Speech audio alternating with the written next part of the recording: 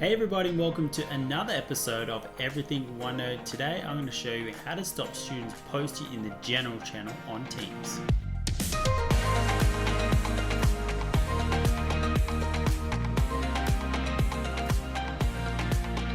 Alright guys, let's get straight into it, but first don't forget to like and subscribe, and if you like the videos that Nathan and I put out, make sure you hit the little bell button so you're going to get notified every time we bring out a new video.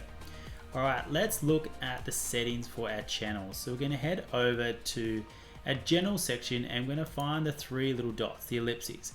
If you click on that, we're going to move down to manage channels. So this is where we can change some of the settings on who can actually post in this channel. So at the moment, the default is anyone can post messages. So that means you can post messages and your students or anyone in that team can post.